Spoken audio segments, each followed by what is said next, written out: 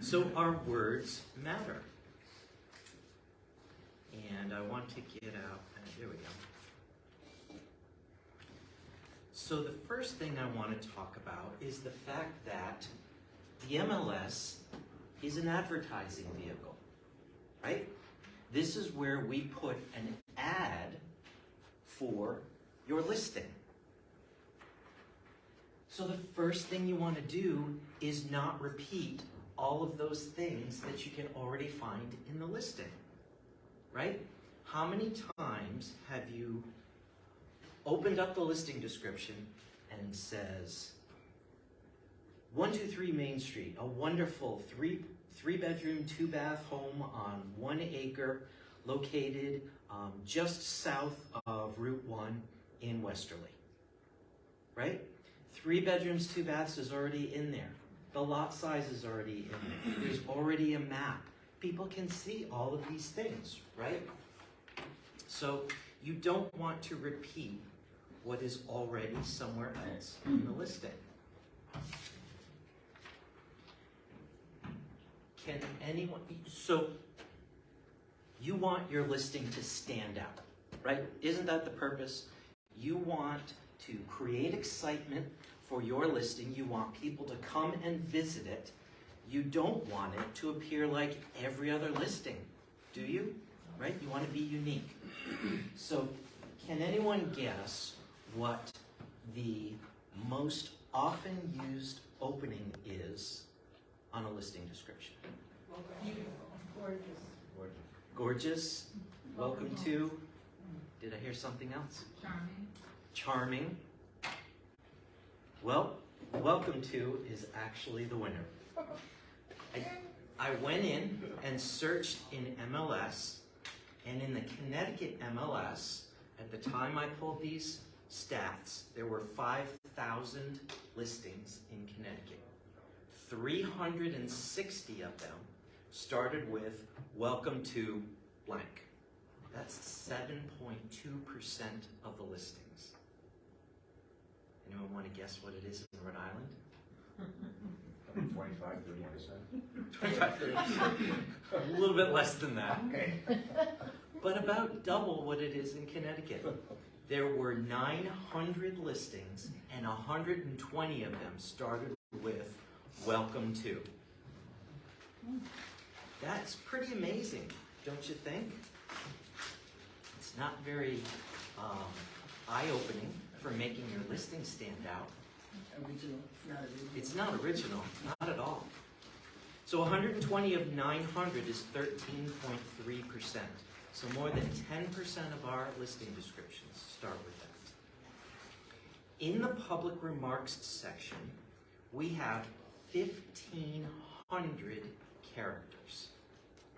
I didn't pull the study, but would you agree with me that more than half have a whole lot of white space at the end?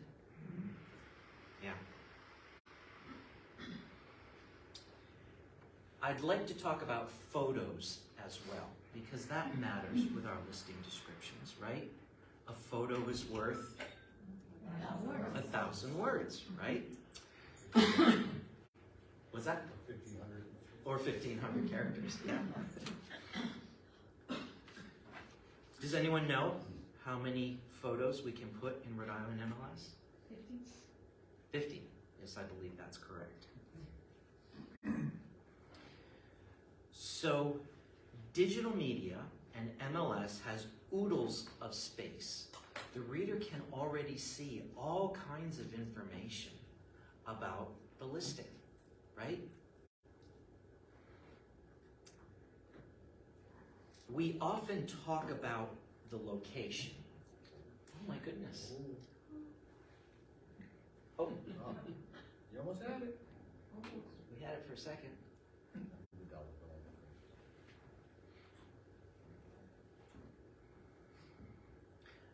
The reader has a map app on their phone, on their computer, right?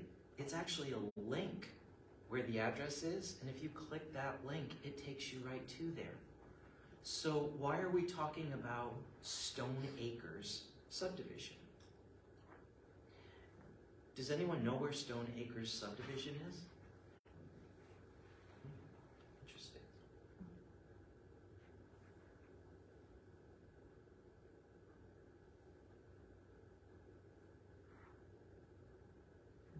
Oh, wonderful. All right. We'll start over. Thank you so much. We'll start over real quick. This Lunch and Learn is sponsored by Mulholland Financial. So please thank them for your sandwiches and for putting on this presentation. I'd like to thank them. And here is the words we use matter. You tell me, do we want to watch this again? No. Okay. Well, there are a lot of Okay, so some stats. Do you want your listing to stand out? Welcome to. In Connecticut, it's used 7.2% of the time. In Rhode Island, 13.3% of the time. And these are all the public remarks characters that we have. Don't repeat what's already in the listing. So, and this is about where we were. I have changed this description to protect the innocent. I don't want you to look it up, please. I'm going to be hypercritical, and I want you to kind of follow along with me. I'm going to be a jerk here, so give me some poetic license, but this is what I mean. Imagine you are sitting in your underwear in Idaho in the middle of a snowstorm at 3 o'clock in the morning, and you're looking for your house to buy in Rhode Island. Welcome to Stone Oaks. Does anyone know where Stone Oaks is? No. Does anyone know the name of all of the subdivisions in Rhode Island? No. So we're kind of just wasting space. Now perhaps Governor Francis, most people know about Governor Francis. I myself live in Connecticut. Until I was licensed in Rhode Island, I didn't know what Governor Francis means. But wouldn't it be better to describe what Governor Francis subdivision means to the buyer rather than saying, welcome to Governor Francis? Does that make sense? A 4.8 acre parcel of land, we already know how big the parcel is, right? Improved with a custom-built, one-owner home. Aren't most homes custom-built? Don't most people change the countertops? Or put in hardwood floors instead of carpeting? So what does custom-built mean for the reader? Could be good or bad. It could be good or bad, okay. Well, I guess at this point, let's just say it's kind of a non-phrase, right? One owner home. Well, if it was custom built and there's only one owner, wouldn't it be nicer to say, never before offered to the public? Isn't that a little bit more impressive than a one owner home? I don't know, maybe I'm wrong, I'm just a jerk. No, you're right, because one owner could be, is ancient. They could be 50-year-old ancient. house. Yeah, it could be a 50-year-old house that hasn't been updated since it was custom built. Well, and you've seen that where there's been 100-year-old homes says never before out of the family. Yeah, yeah. Up the newly paved winding driveway. Boy, are you excited to drive up the newly paved winding driveway? Wow. Snow in Rhode Island in winter. Yeah, oh, so maybe this is a negative. Okay. Is this acorn post and beam home? Can anyone tell me what an acorn post and beam home is? I live in one. I live in one. You do? Deck house. I do, I think I. Yeah. An acorn post and beam Yeah. home? Yeah. What is an acorn post and beam home? It's Acorn's the name of the company, and basically you would get Ah. the catalog and you would choose and design your house. Okay. We didn't do it. It was It's a already- kit. I mean, It's a kit. It's a kit. It comes in a kit. Oh. But somebody comes in. I Don't- was don't kind of take the impressed photo. until I heard it comes in a kit. No. You pick it out, and the company comes and they build it on your. Like a log cabin does. It's kind of, but it's It's all, a beam, it's a very nice it's design. majority. Considered manufactured in most cases. I'm a jerk. I instantly thought of Sears. Well, with your And when we used to information, buy the plans and they would ship you the parts. So it's kind of like a big Lego house. That'd be even cooler. Actually, I'd buy that house. For the Lego house, I would buy it. my house, is my house a Lego house? No, it's not at all. No. I'm being a jerk. Other than you two, did anyone know that Acorn was the company that made the plans for this post and beam home? Okay, No? so 3 of our 15 people. We're just hassling you, Bill. Well, thank you, bring it on. And it's like custom built, you know, when you go, I'm from Coventry, Hopkins, Hill Platte, there are 7 houses. You're not gonna call any of those custom built because they were all built at the same time and they're 80 or 90% the same. And it depends on what you mean by custom built. Yeah, yeah. So moving on, which is a blend of traditional and contemporary design elements. Okay. Now, here we go with the laundry list of items. Cathedral ceilings, expansive window designs. Hang on a minute. Expansive window, can anyone tell me what an expansive window design is? A lot of windows? Big windows. I'm like, yeah, Big windows. It's all glass. All It's all custom glass. windows, different sizes. But that's an expansive view. That's not an expansive window. Right? Depends on what it's looking at. Could be us to looking at the leaf. You're not wrong. He's right though, I would say expensive views is what I would say. Okay. Yeah, that's what I would say. Okay, I'm being a jerk. I'm asking you, what is an expansive window design? He's right. You It doesn't view make of it, any say view, sense. expensive view. If the view is bad, you're not gonna put that. Well, I think we're gonna get to that. Yeah, So- the design is different from what you. Exposed beams, country kitchen with custom Brunarhan cabinets. Can anyone tell me what Brunarhan cabinets are? No. I hope I'm pronouncing it I don't right. have them.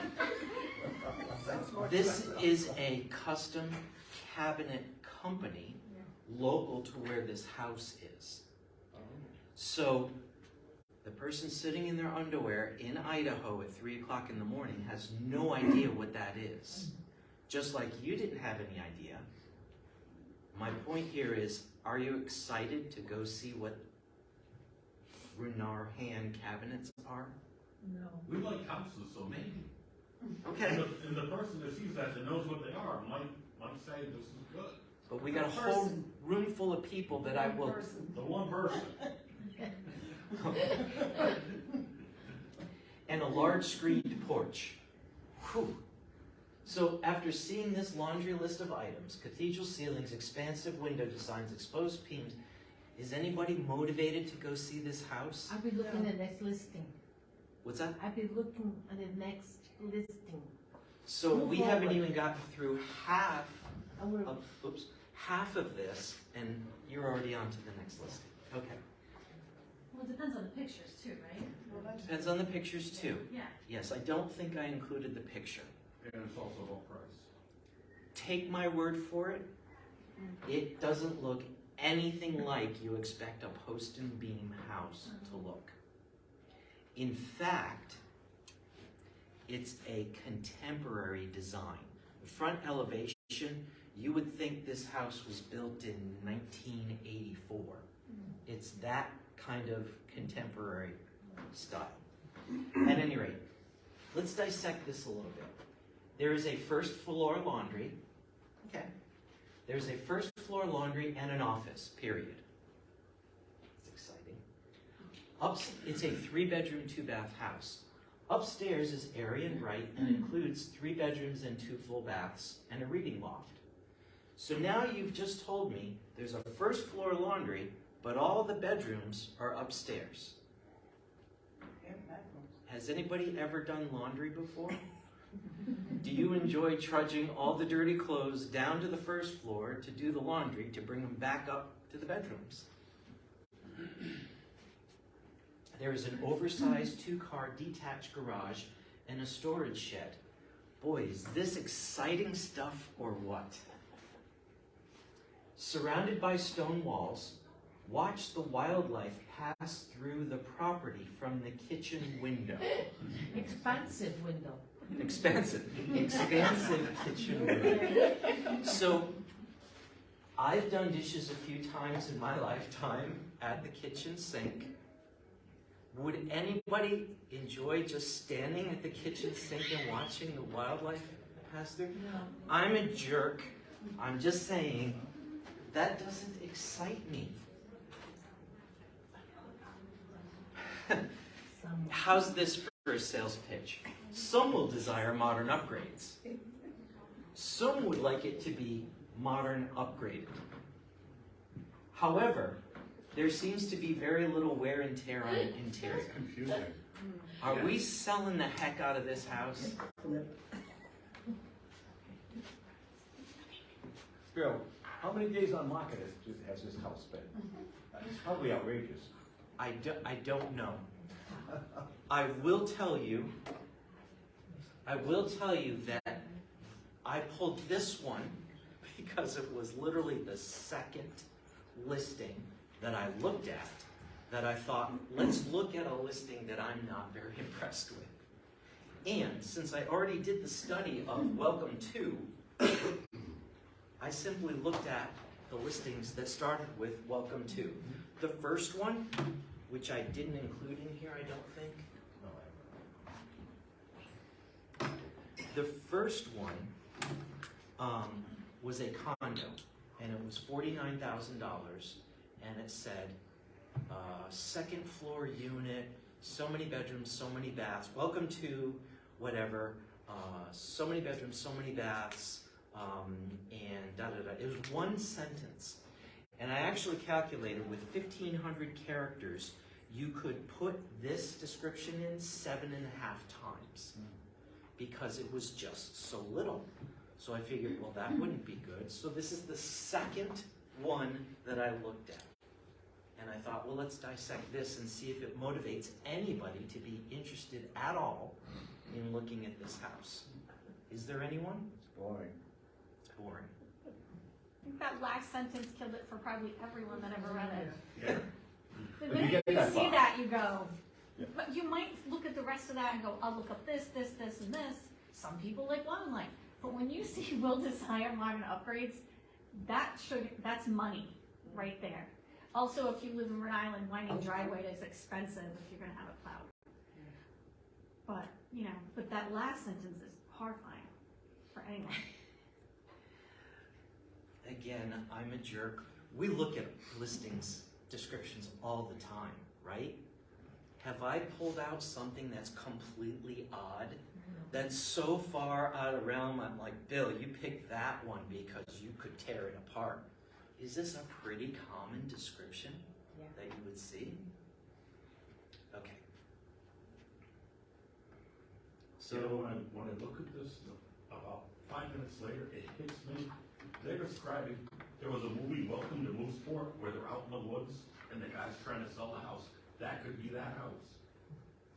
It's a Ray Romano movie. I didn't see that movie.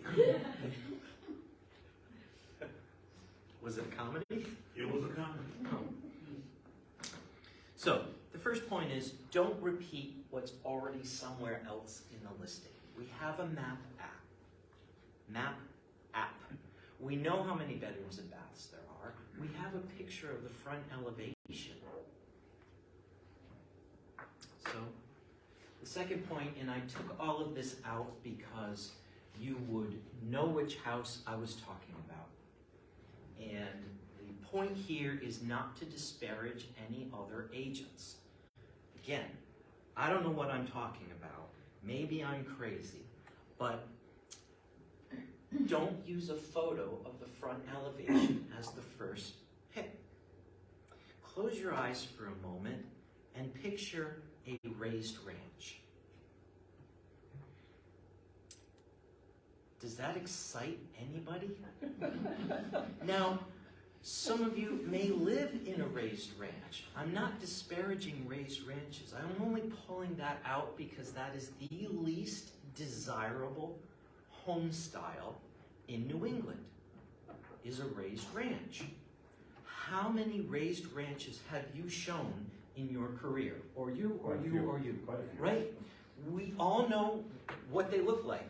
You walk in the front door, you either go down or you go up. Yeah. The bedrooms, for the most part, are upstairs. Maybe you have some unimproved space down in the lower level. Maybe you have a family room, maybe you have another bed. We all know what it's all about, right? Mm.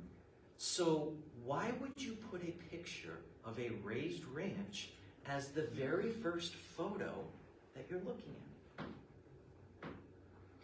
Let's imagine for a moment that you listed a $5 million waterfront property. And it's a raised ranch.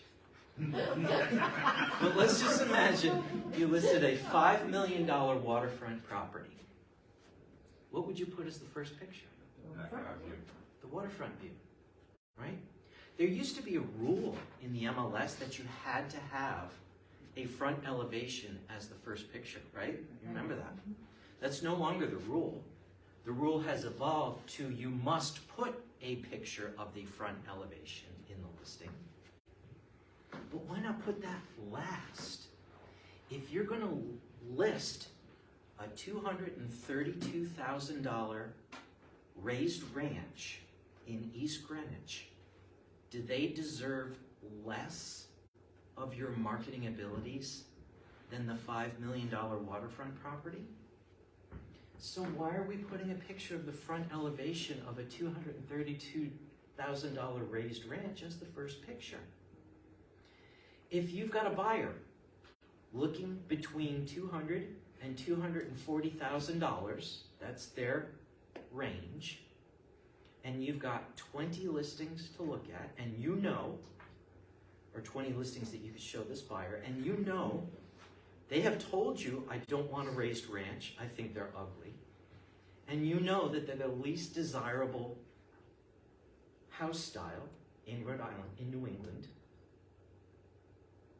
and you're flipping through the listings in MLS, and there it is, a fire engine red raised ranch for $232,000. Are you going to be excited to put that on the list to show the buyer? Yes? No? No, depends if they want to see it. Depends? Depends. It depends if they want to be in East Greenwich. It depends. School system, maybe, whatever, you know. Now let's imagine there's a fieldstone fireplace, in wood-burning fieldstone fireplace with a granite hearth and brand new, the gray is all the rage, right? The walls are gray. It's got nice Berber carpeting like this down in the family room in the lower level. Same fire engine red, $232,000 raised ranch, but you see that fieldstone fireplace as the first photo. Now, might you at least look through the rest of the photos? Might you even look at the listing? Might it make it onto the list for that buyer?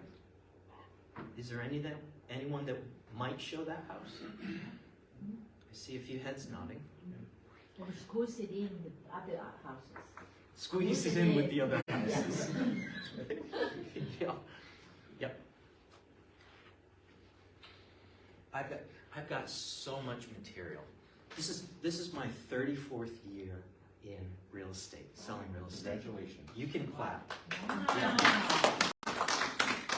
That's all I get for it, is your clapping. So thank you very much.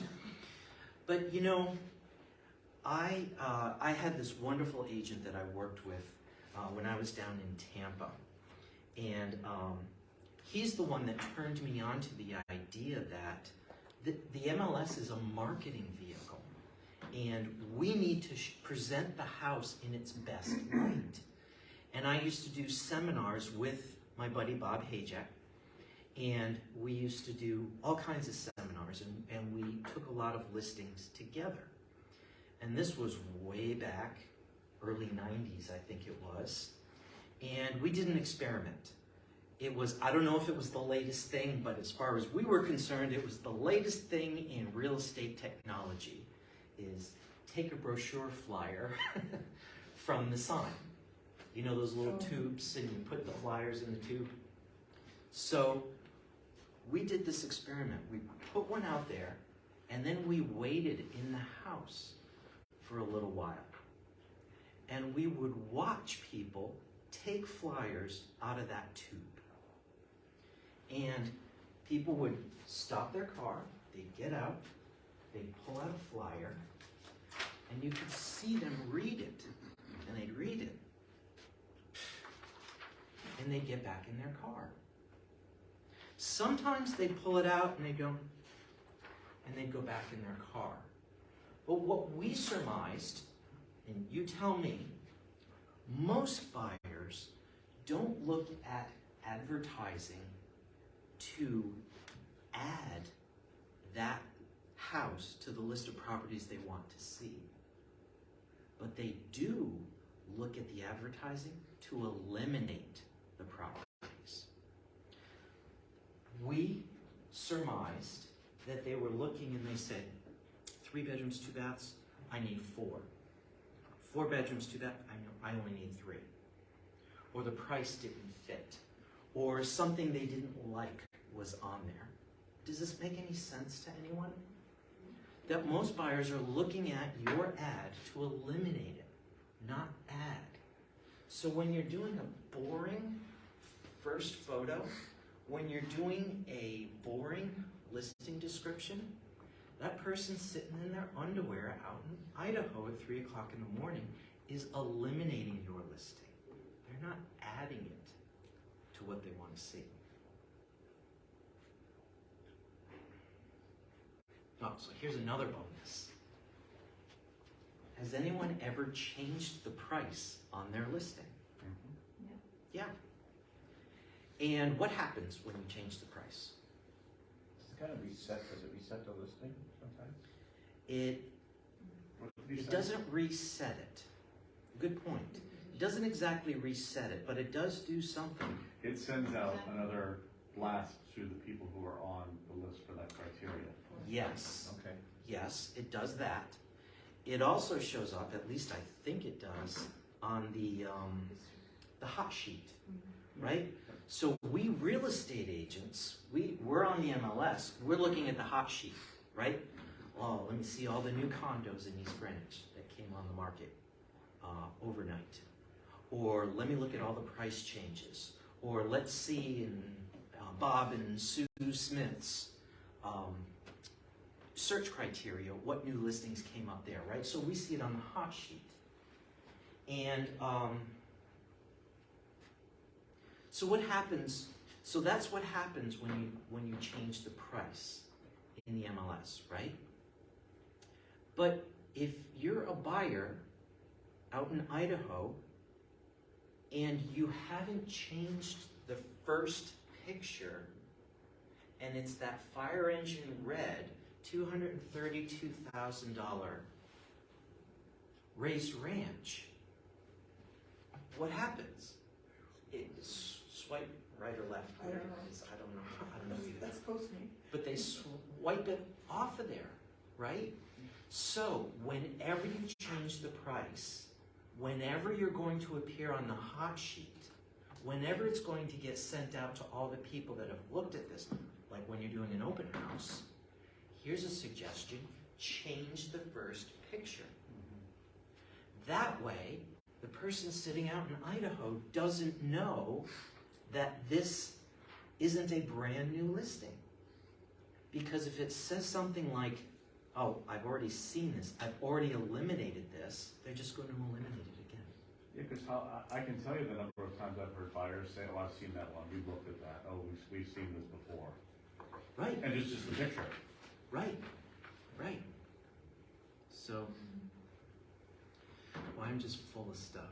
Would you, Bill, would you recommend changing the front photo, the first photo, if you post an open house? Absolutely. You would recommend that? Well, let me take that back.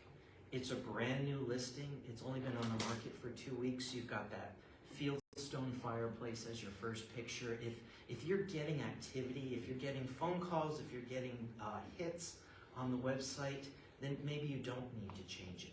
But if your listing is stale, how many people, how many of us in here have heard of the strategy that once your listing becomes 4 months old, 3 months old, whatever, you withdraw it and then put it back in the MLS so that it gets a new MLS number. What's the purpose of that strategy? To make it appear new so that you convince people that they haven't seen it before and it's not a stale listing. So if it feels fresh to you, if you feel like you're getting the activity that you need to sell that house, then I'd say, no, you don't need to change the first picture. But if you're 4 months old, you're getting no hits, nobody's calling you to set up showings, then yes, I would say change it early and often, as many times as you need.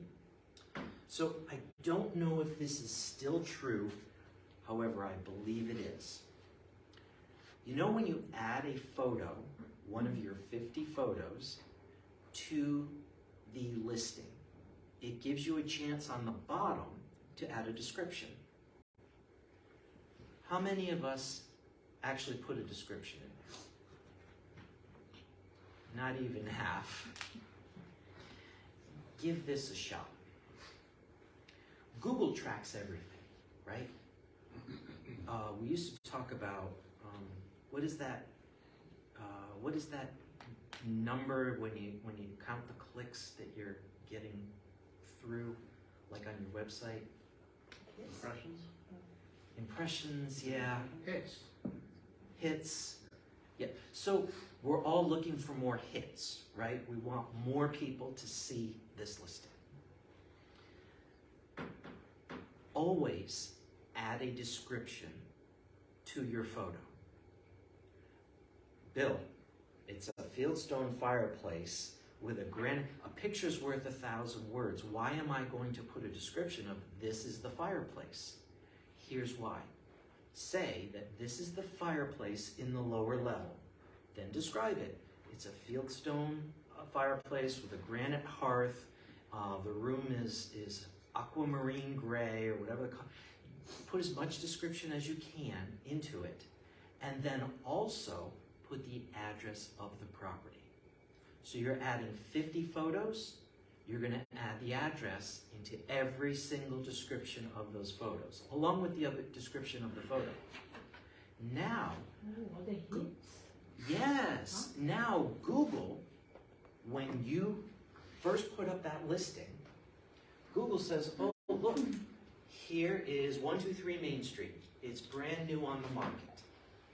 And then Google goes through the whole listing, right? Because it's going out to Century 21 and Caldwell Banker and everyone else through the IDX feed, right? And there's 50 photos that all say, here's the fireplace at 123 Main Street. Here's the kitchen at 123 Main Street. Here's the we don't call it master, primary bedroom in 123 Main Street. Now Google says, oh my gosh, everybody's talking about 123 Main Street. So I ought to move that up the list. I don't know if it works. Oh, it does. I don't know if it works, but you could give it a shot.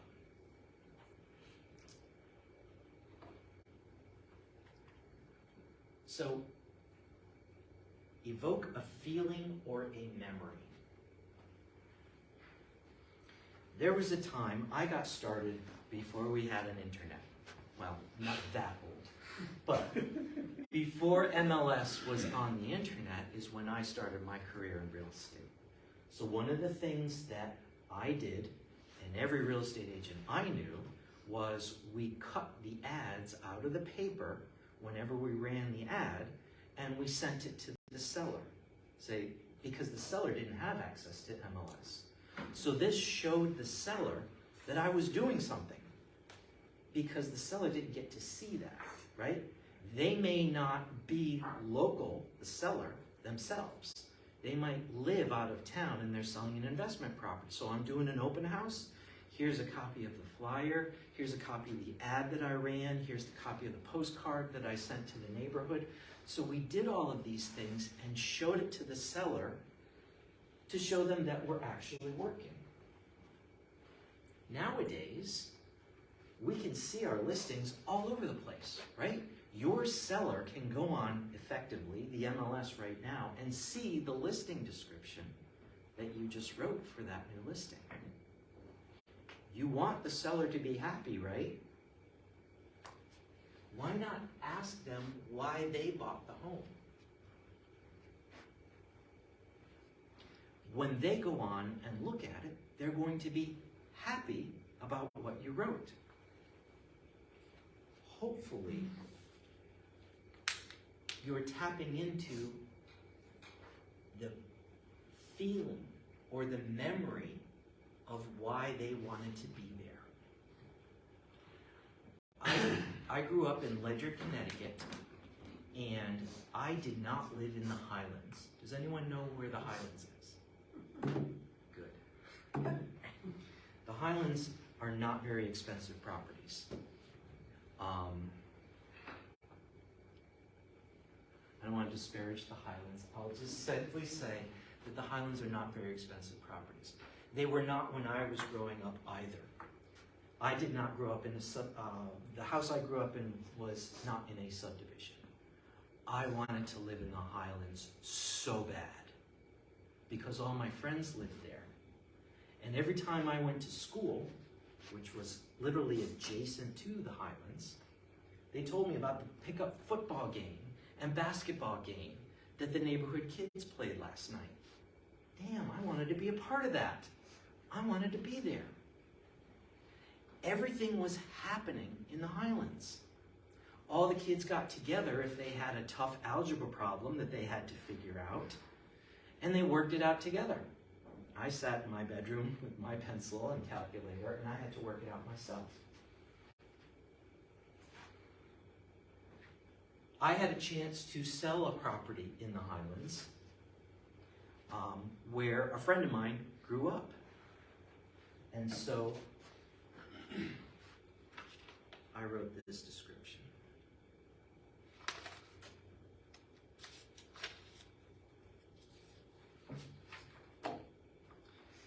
See if this, and please be critical. I've been a jerk so far, so I'm counting on you to call me out for being a jerk, okay?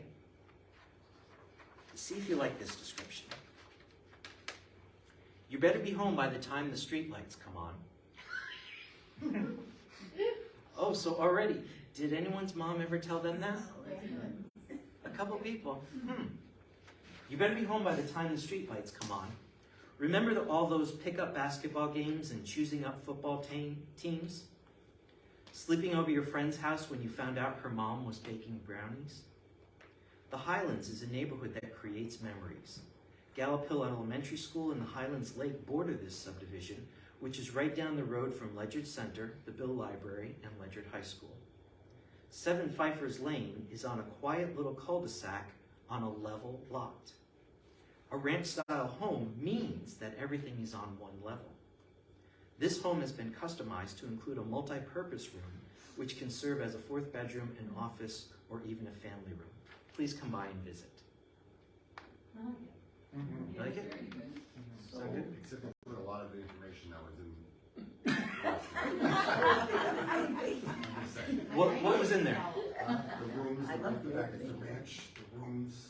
The fact that it's a ranch, The neighborhood, yes. what surrounds it immediately, which you can see from the map directly, Yes. knowing the area. Yes. Yeah, but it wasn't 3-bedroom, 2-bath, 1,000 square foot. It wasn't all of those data points. You tried to make the raised ranch sound appealing by saying everything's on one level. Very, very. But it's not a slow. raised ranch. It's a ranch. Okay. And that was exactly my point. Not everyone knows that a ranch is all on one level. So yes, the fact that it's a ranch is in there. What I wanted to do was say why that's an advantage to the reader or to the buyer is because it's all on one level.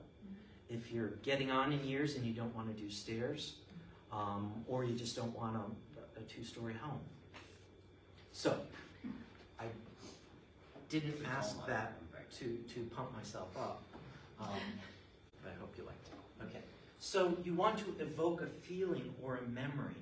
It's not a laundry list of all of the things that are in the house.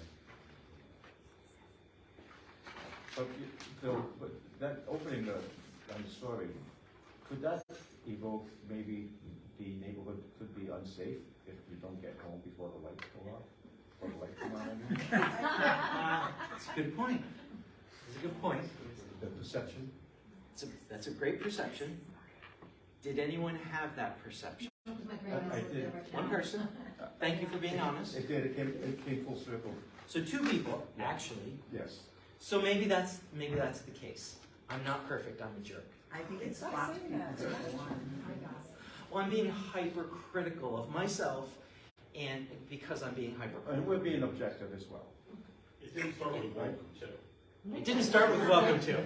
So there you go. Thank you very much. It Thank you also for that appeals to compliment. that generation that was told to be home before the streetlights come on. Yeah. And those are the people that are looking for the one-level living. True. People with 4 kids don't care about one level because We don't they're want to go on the young, same they level. want to Well, we're getting old. Well, we're So in getting- my defense, 2 people thought it was unsafe, but 3 liked the fact that heard they my needed to be mother's home by the voice. time the street Well, lights come. I remember that. I heard my mother's voice. We do. By the time the streetlights come on. And now they Yeah. don't let their kids Well, out no, I of the wouldn't salons, tell so my they don't kid say that. that anymore. Yeah, I wouldn't tell my kid that, but that's what I'm saying, it appeals to the older generation that may be looking for a one-level ranch. Yes. That targeted a specific audience. Yes, I am getting old, yes. So evoke a feeling or a memory. Sell the sizzle, not the steak. Has anybody heard that before? Yeah. What does that mean? How about this? I'm going to invite you out for dinner. We're going to have premium Angus beef, 1.26 pounds of USDA choice, 100% all natural T-bone steak. Does that sound like fun? Or would you rather have that? Salad. What's the advertising of Burger King's hamburgers? Flame broiled. Has anybody been to Burger King and had a burger? Not 100 years. Can't afford it anymore. They actually cook it in a microwave. So everybody knew that the advertising slogan was flame broiled, but I've stunned you by telling you that they're made in a microwave. If you so desire, go to Burger King sometime and watch them make your burger. They will take it out of the freezer. You're ruining it, Bill. You're ruining her I'm heart. sorry. I'm sorry to do this. I'm really sorry to do this.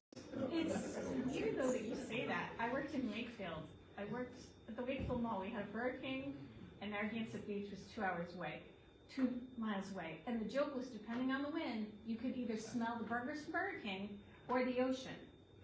So I don't know what they're pumping in there, but you can actually, it smells like it when you're in the parking lot. So when you said that, I'm like, what are they doing over there? It's the whole experience, though, Yeah, right? that's why people are like, oh my God, it smells so good, and you go over there. And it's coming out of a microwave.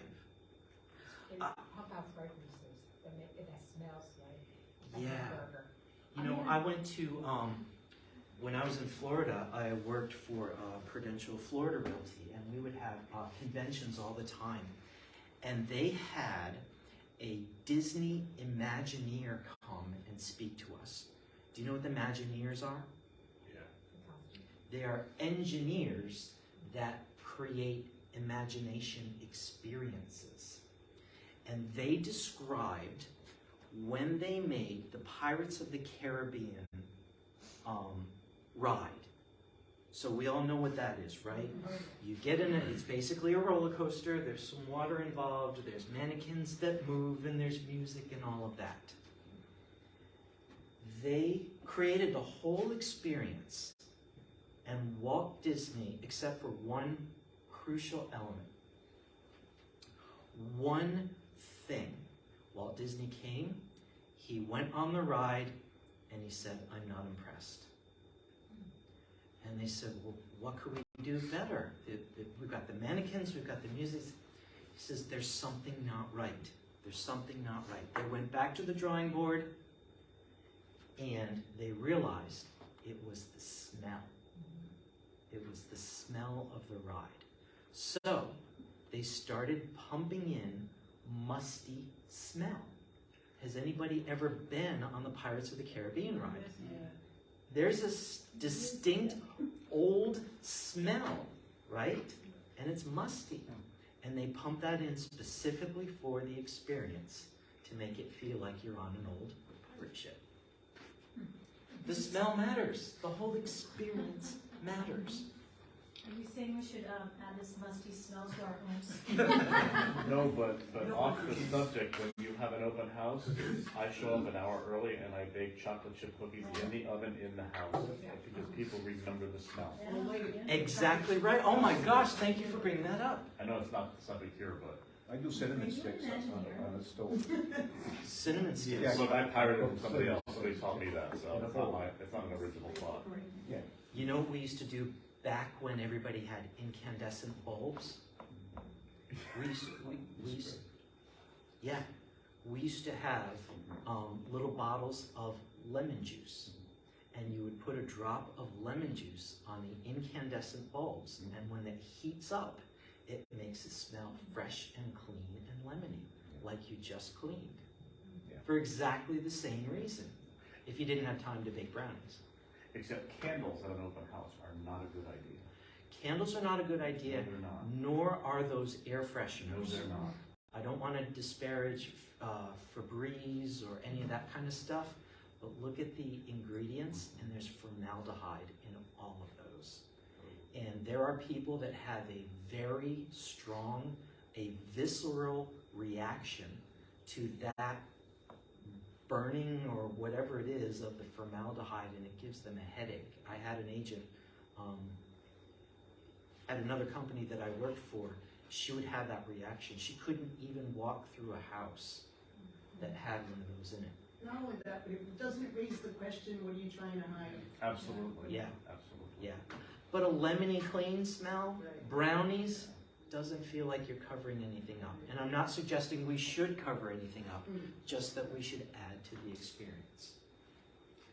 So the point here is sell the sizzle and not the steak, not the 1.29 pound USDA Angus beef and all that. That's a laundry list of the components of the steak. This is an experience. You go to a restaurant, that's why you're at the restaurant, right? When you see the menu, they show you a fully dressed steak as it's going to come to your table. They don't put a picture of that. So I'm kind of running long on time. Are we okay with you guys? Mm-hmm. So, don't explain what people can do in the home. Describe what people can do. Has anyone seen in a listing description, great for entertaining? Yeah. What does that mean? How about, oh, the GIF is working. GIF is working. I don't know how you guys pronounce it. What is working? The GIF, the moving photo. Isn't this more exciting than great for entertaining? Describe this.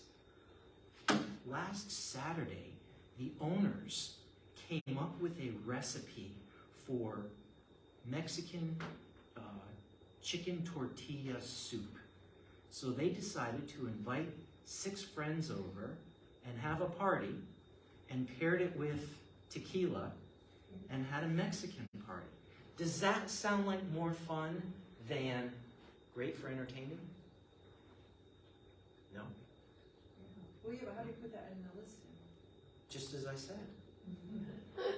The owners decided to have a Halloween party last October. So they had 16 guests come over, all in costume, and they played a game of charades or something. I don't know what I'm saying. I'm just coming up with stuff off the Or last Saturday, the neighbors came over and we had a fire outdoors. Yeah. Wonderful. We enjoyed a crackling fire in the pit. Perfect. So that's a text that you would recommend, that's a text? Yeah, what Paul just came up with, what I just spewed out there, I'm just saying that I'm more apt to want to see a house where somebody had a fire in the fire pit and they described the party, rather than great for entertaining. Or fire pit included. Doesn't describing it sound like more fun? And always end with a call to action. Save this one to your favorites, or you might be frustrated later when you come back and can't find it. Add this property to your hot list, you'll be happy you did. Print this listing out, you won't want to forget it. Are you ready to brag about your new crib? So, wow. I'm glad you guys like those. I have a quick question. Yeah. Would you go back, like you're talking about the fire pit, would you go back and take pictures like for a fire pit rather than during the day at night when it's active? Would that be something so you can see like the fireplace at night or whatever to really show like what you would use those things for rather than just, oh, it's out there. Yeah. Oh, With some you know. sticks, roasting marshmallows over it for the Like- s'mores and the like graham that. crackers and On advertising, Bill, isn't that like the hot picture now? You have the house at twilight with all lights on inside? Yeah, That became the hot picture for everybody. That became a lead for a Yep. lot of people. the twilight photo. Yep. The twilight photo. Same thing with the fire pit. Yeah, yeah. So I'm a bit over time, so I'm just going to read one more description. I hoped to have gone through this and said, let's come up with a listing description for this particular house, and I was going to have a fire engine red $232,000 raised ranch. The point here is evoke a feeling, talk about the neighborhood. Don't give the laundry list of stuff. Don't say welcome to. Your sellers are paying you how much money? And you're giving them the same old dribble? Do you want the same old dribble as a commission? I don't.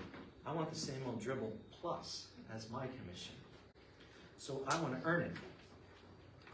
How do you like this one? Only a handful of properties like this become available in Ledyard each year, so don't miss out. Do you rejoice when birds sing in the morning? Do you appreciate beautiful vintage windows, natural stone, wood floors, and gorgeous views?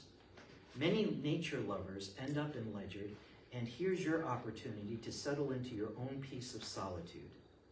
A home in a subdivision with nearly 2 acres is a rarity in southeastern New England. A small, humble home with a large park-like yard filled with trees and private nooks, 5.5 miles from the ocean and less than 1,000 feet from the Blue Dot Trailhead, and a 305-acre nature preserve. This ranch has 1,000 square feet in the main living area and 400 finished and heated square feet in the lower level. Even a large generator which plugs into a sub-panel for times when a storm hits hard. The main level has hardwood floors, a wood-burning stove, and 3 bedrooms, while the lower level has a family room, fireplace, and another bedroom. This property could easily be transformed into a self-sufficient homestead with small animals, vegetable gardens, and more. There's plenty of room for expansion with a 16-foot by 10-foot zoning permit for an outbuilding, and a heavy-duty platform is already in place. Vintage outdoor stone cooking hearth included too. The in-ground pool will be a guaranteed hit this summer. Schedule an appointment to see this home today. Is it? Yeah, please. It reminds me of a box with a lot of frosting, beautiful, by using one word, humble. So I can think, humble house. Got all this frosting. I don't know. You don't like Humble? No, everything else is so magnificent. Except all I can think is all the surrounding and the pool, all this beautiful thing with this little house. That's Humble. That's what I could think. I can agree with that. I will say that the seller described their house to me as humble numerous times. So I specifically put that in for the seller's benefit. And I'm not saying this is perfect. This was one of my listings. You'll notice at the end, the in-ground pool will be a guaranteed hit this summer. The sellers bought this house because of the in-ground pool. How many of us have had buyers here in New England that want an in-ground pool? Right. So this is not a plus. The seller bought the house because of the in-ground pool. I have had houses in New England with above ground and in-ground pools. I have not talked about it, not put photos in the listing. How many people went to that house? Oh, there's an in-ground pool. That's a deal breaker. We got to fill that in. That's 10 grand to get rid of that in-ground pool. So I wanted to save the buyer's agent's frustration of bringing someone to a house where there's what a lot of people consider a disadvantage. So I specifically put that in there. And the first photo is the in-ground pool. Taken in the summer. This house I listed in the spring, I think. I don't know. I think I listed it in the spring. At any rate, I'm way over time. I think the people from Mulholland Financial are here, so I'd like to invite them up to say a few things. I hope you have enjoyed this. Look at that fancy transition. There's the recap. And this is my contact information. I believe it's on here as well. Anytime you want to contact me, feel free. Anybody have any questions before I bring Mulholland up? Thank you. Thank you so much.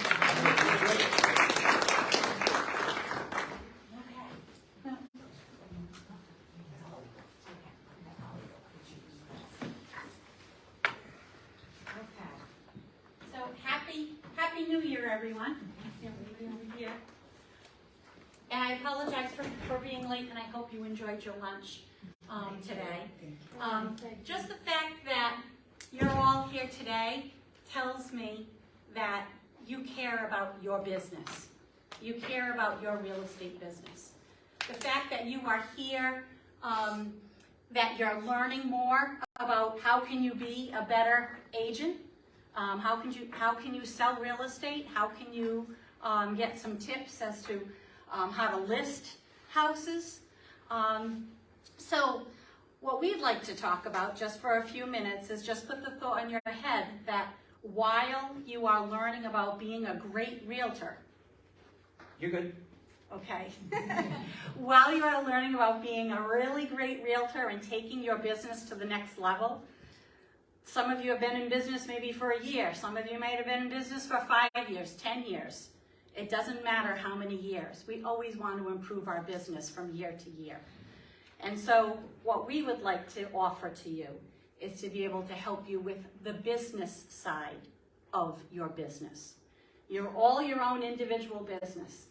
You're all self-employed people. And so that opens up another whole way of being able to plan for your business. You could, right now, with this, you're planning on how to sell real estate, maybe how to look for real estate for some clients that are looking to purchase. So we want to work on you working on your own individual business. Along with that, we are Mulholland Financial. My husband Todd and I are part of Mulholland Financial. I'm the former teacher, so that's why I'm the one that gets elected to come up here and talk, because I want to be able to have my time to talk, get it out of my system. I don't have too many opportunities to get it out of my system, so this is it. So what Todd and I have done for several years now is work with individual businesses, especially real estate agents. and being able to help them identify what's the best financial path for them to take for their business. Because our whole mantra is, it doesn't matter how much money that you make, it matters how much you get to keep. Same thing with our business. We are the same way. So that's why we like working with real estate agents, because of the fact that we've got so much in common with you. We are considered self-employed. So whatever it is that we would talk to you about, we've either done it ourselves or we've helped somebody else go through it. Believe me, we've seen everything. Along with us, and in building our business, we have aligned ourselves with Anthony Caleri and his son Doug from Caleri, Mancini, and Barberi for our taxes. The reason why we wanted so badly to be able to come and talk to you today, because it was January, and it's time sensitive for your business.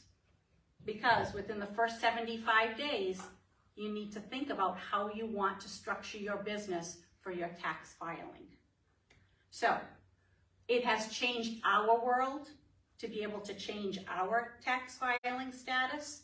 And so we have taken that, how it's changed our business, to the real estate agents. So just for a couple of minutes, I just want to bring up Anthony just so that he can talk to you a little bit. I have some brochures to pass out. I also have a brochure that has what to deduct. It's always about deductions. When you own your own business, you always want to looking for deductions. What Todd and I do is probably some of the biggest deductions that you could possibly have in your business. Working one-on-one with Anthony to be able to organize, what does that look like? Okay? Does anybody have any questions? Okay, Anthony. You have to stand in the middle. In the middle, okay. Okay, good. Yes, what Holly is referring to, nice to meet all of you, by the way, and Happy New Year again. We work very closely with a lot of self-employed people, not necessarily realtors, but a lot of other people in professional services tend to operate as the word sole proprietor. I don't know, in your case, how many people consider themselves sole proprietors, file Schedule C, or have an LLC that operates as a disregarded entity? Anybody do? Everybody raise your hand. If you're doing, they're all the same thing, by the way. It's just that an LLC has a little more liability protection. In the first 75 days of the year, you have the ability to change to another entity if you're not already one. And that's why we're here at this time of year, because if you're operating as Schedule C, disregarded entities, same thing, sole proprietor, you pay a lot of tax, both for FICA and Medicare, and then your income tax. There are better ways, and that's what we try and do, is set up another entity that might work better, so that you can save some of that money you're sending into the government, put it into your own retirement, not having it go to the Social Security hole that may be there in 10 years, may not be there. They may change the rules drastically. We try to get you to keep as much money as you can, so that you can actually have it, know it's there, and give it to someone else down the line. We're not keen on the idea of Social Security. We don't think they're going to get rid of it. Don't get me wrong. That would be a tragic thing. But, you know, they may say you've got to be 90 before you can collect it. They may say, well, we were going to give you this amount, but no, we can't. And they may make Social Security base go up to $200,000, $300,000, $400,000. Gets really expensive. So we try and find another way, a better entity to work with you and give you some choice as to have all that money land on your return, whether you really want it to or not. That's our goal, that's our objective. You guys make as much as you can, we try and get you to keep as much as you can. And we do that through minimizing tax. Todd and Holly work to do that through your retirement contributions of some of some sort, and there's a lot of them. There's traditional IRAs, simple plans, set plans, 401k plans, defined benefit plans. They can be some really big deductions. If you have the money you saved by not giving it to tax and not giving it to Social Security, maybe you can put that money to better use. That's our goal, that's our objective, and we work together to make both of those ends work.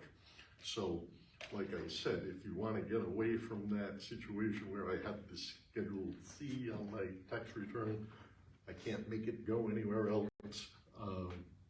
If you're okay paying all the, right, this year's base is $162,000. That's going to translate just on the FICA and Medicare side to about $16,000 because you guys pay both sides. And then your income tax is on top of that. So you're probably all looking at about 35,000, 40,000, adding the state, could be a lot more. Anyway, we hope to get you away from that and hope to find you some better direction. But if you're thinking of going into another entity, you really have to have it set up by March 15th.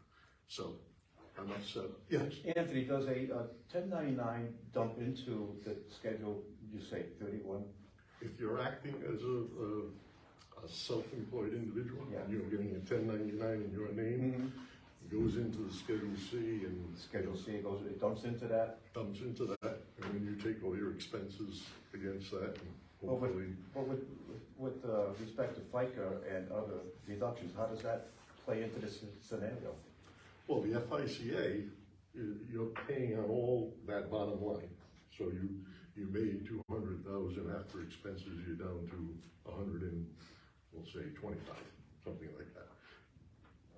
You're gonna pay all the FICA and all the Medicare. Out of Schedule C? On Schedule C, Okay. which is about $15,350. Okay. But then you gotta pay your income tax too. So, it gets very expensive, and we try to eliminate some of that. So would an LLC possibly minimize that level of taxation? No, you'd really have to go to something like possibly an S corporation, maybe a C corporation, depending. But if you're in the LLC and it still files a Schedule C, then you're in the same place. I see. It's just that you have some liability protection over and above. So that's why we're here.